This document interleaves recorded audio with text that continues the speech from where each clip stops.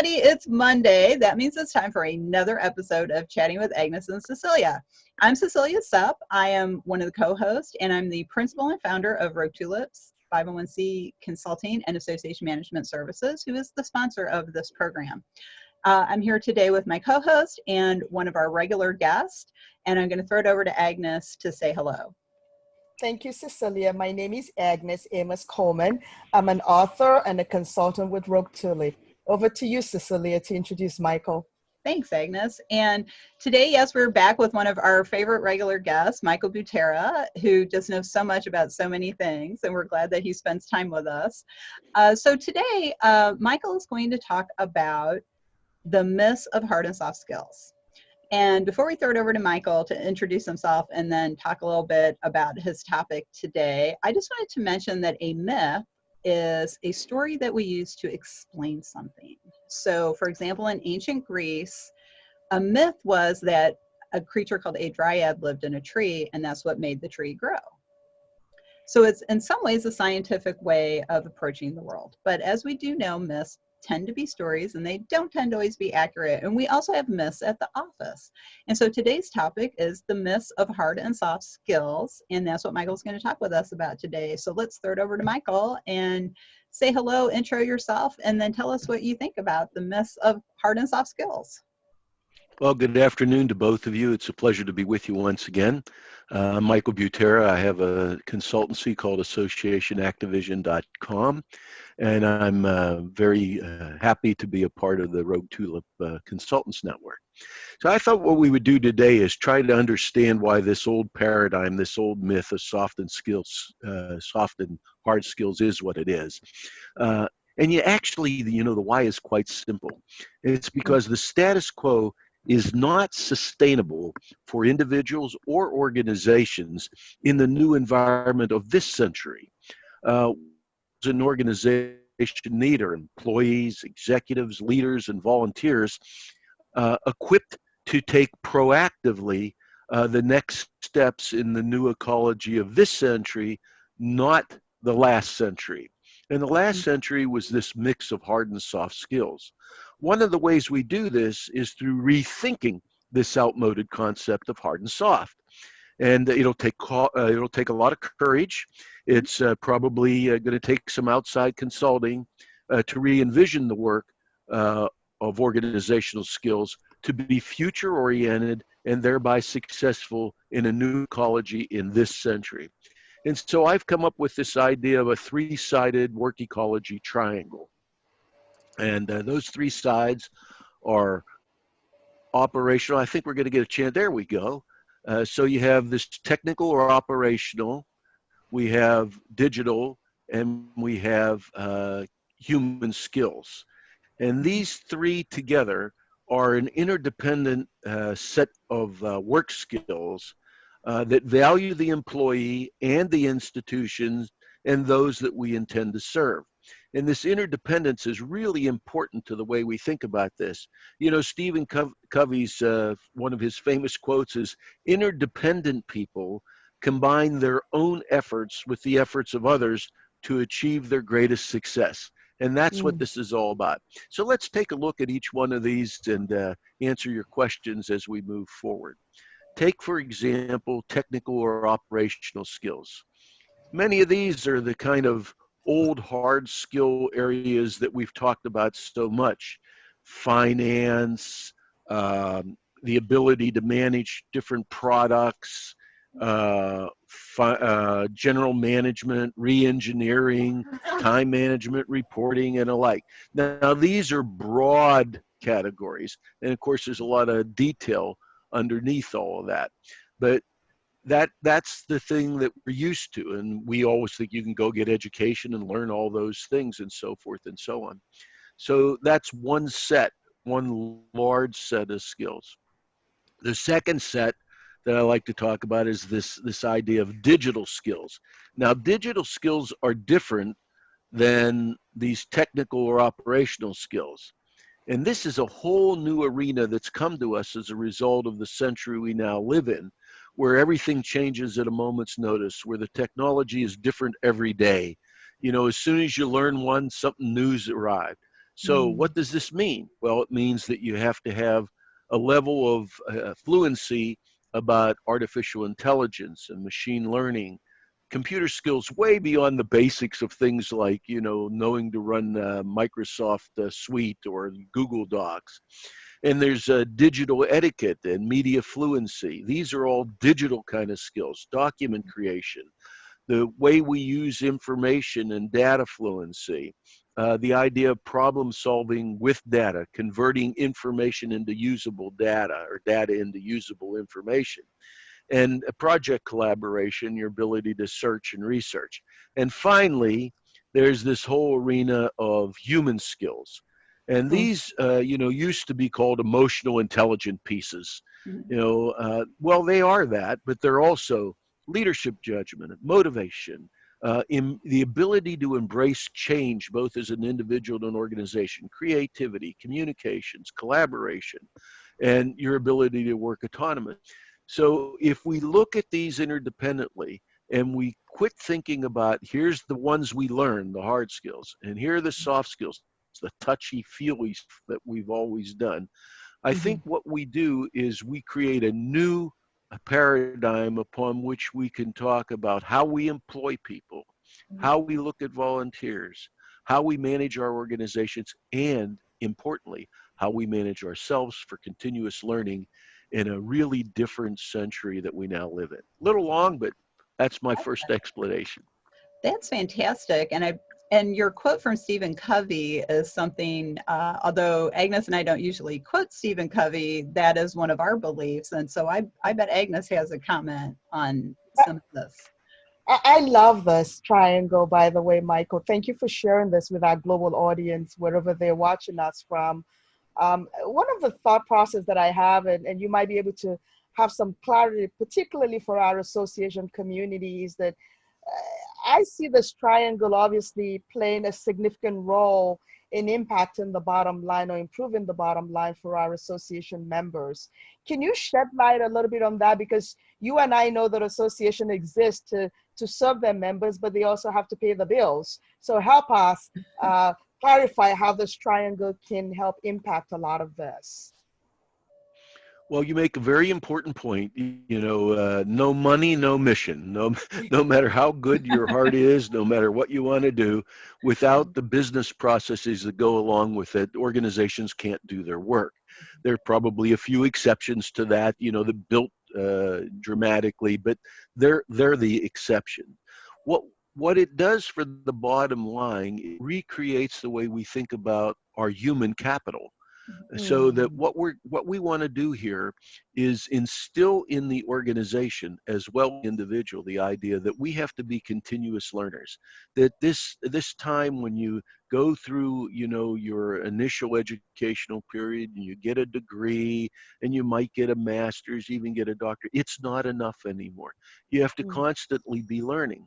The reason we have to constantly be learning is because the tools that we will use to generate new revenue, to generate engagement with our membership, to make our members comfortable with what it is we're asking of them or they are asking of us, requires us to rethink the way we do our business.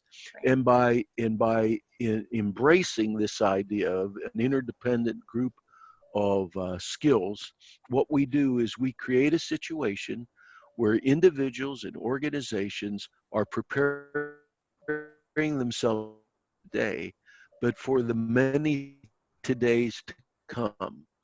Short-term thinking is a real dangerous problem, but we've learned, to use many of those short-terms in order to get by today. They have dire consequences. I think I've used this one in the past with other people. I live in the Washington, D.C. area, congested. Cars are everywhere. Our answer to cars is to build another lane out on the road. And as soon as they open up the other lane, you know what happens? It fills up with cars, and it's just as congested as it always was. That's right. So that kind of thinking we could, through this idea of interdependent relationship between what we need to know, what's going coming did into the world and the compassion that we bring is a chance for us to create new solutions by asking tougher questions, starting with why instead of how. Or what. I think that's a Or very what? good Yeah. point. Well, Yeah. I think sometimes people say what and how instead of why, and I think I agree with you. I think you need to start with why. I've also said in the past, I think you can solve all the mysteries of the universe with those 5 basic questions. Why, Oh, yeah. what, where, when, how, and then sometimes who becomes one of those 5 questions. Yeah. They're kind of the journalism questions. Right. Um, we were kind of joking around before we started today's episode about an old saying: if it thinks it stinks, if it bleeds it leads. And Yeah. I think that we tend to kind of think that way, especially like that beltway example of let's add another lane, despite the fact none of the data supports it. And It's none of the exactly data supports that will relieve congestion. And I think kind of coming back to the topic of the myths of hard and soft skills, and as Michael has so clearly stated, those skills need to be used in combination. There's not a column over here for hard and a column over here for soft. Yes, some of those soft skills, I would argue, are things you can and should learn. Like diplomacy is a very good thing to learn, especially in the association world, because we have to deal with so many different groups, committees, chapters. But then as a chapter relations professional years ago, I had to do all those things. I had to do the hard stuff of running the network, the hard skill side, and the soft skill side of doing the relationships. But those things to me were never really separate. They were always together. I just never thought about it, which is what I love about your pyramid, Michael, because it actually makes you think about it and that right. human potential. Another example of what you're talking about is like teamwork. Mm-hmm. Is teamwork a hard skill? Is it a soft skill? Well, the answer is teamwork's absolutely necessary because human beings like to work with. Today's world, look what we're doing right now. We're having a conversation that covers several continents at the moment. Uh, That's right. the truth there is that the things have changed, and we can do things new ways that we've never done them before. So you were talking about the who, when, where, why thing. You may be familiar with this wonderful little pamphlet book. It's about 13 pages long. It's called The Art of Powerful Questions. It's by 3 researchers, uh, Vogue, Brown, and Isaacs. And they have a pyramid as well, as it turns out. But at the top of the period is why, and at the bottom is, the whiches, yes, no, I can, you can. And then it moves up, to who, what, when, what, how, why. Why is the most fundamental of all these questions. And what this triangle does for us is makes us think about why we need to change, why what we've been doing for so long doesn't work. Uh, why is it that there's a set of courses you have to take to get a baccalaureate degree? Why don't we think about this in terms of learning different sets of usable skills that are technical, operational, human, and digital? And when you learn or get certificated in those, then you earn a degree because you're going to update those all the time. We have to stop putting things into either or categories. And one of the problems with the work myth of hard and soft is it's either or. A skill's either hard or a skill's either soft. Right. Well, that's not true. You need them together in any manner in order to be successful. And never have we been in a position as a human species where we didn't need more engagement with one another because our world has changed so dramatically. So I'm arguing that we can make these changes. We can be strategically successful if we rethink the manner in which we've always talked about skill sets that employees need. And by the way, just one small more point is that it's the same for an organization. It has to have these same capacities. We don't think of organizations as having skills. We think of them as being capable capacities. But they're the same to have, technical and operational. They have to have digital capacity today, and they have to have human interaction to make it all work. So the nice thing about this is that it brings those two things together, the people Mm-hmm. and the institutional well-being. And I think that's a great point, and I can't believe we are almost out of time already because it's such a great topic. And Michael, thank you again for sharing everything. But it reminds me of a myth that I think exists when it comes to these things of hard and soft skills and organizations and people having these skills, is organizations are people. Mm-hmm. And I don't think we remind ourselves of that enough. Agnes had mentioned this right before we started today's episode, that, we are, it is us. Mm-hmm. It's sort of like the old Pogo cartoon, if you've ever heard of that. And the famous quote, "We have seen the enemy and it is us."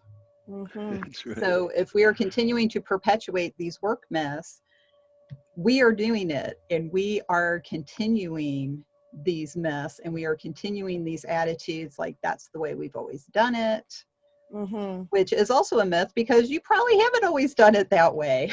So, if you question. So we are out of time for today's episode, which I just hate because it's a great topic. And Michael, thank you again for sharing your triangle of skills and being here again with us today. So, Michael, do you have one sentence or two sentences wrap up for today? Well, I'm going to wrap up with a quote, if I may. And here's the quote: "Whatever affects one directly affects all indirectly. I can never be what I ought to be until you are what you ought to be. This is the interrelating, Junior." Thanks, everybody. Such a pleasure to be with you. Thanks, Michael. And Agnes, any closing thoughts?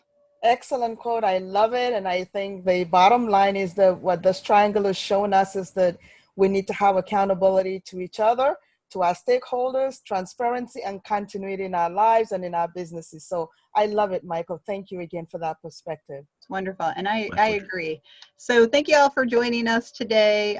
Don't miss an episode. You can subscribe so you'll get a notice every time we post a new one. On behalf of Rogue Tulips and Agnes and Michael, thank you for joining us. And as Agnes and I like to say, take 15 minutes and talk to somebody because you might learn something. Also, we encourage you to check out the 501c League, which is a virtual membership organization for everyone in the association community and the 501c community and the people who love them. So until next week, we're going rogue. Bye, everybody. Bye.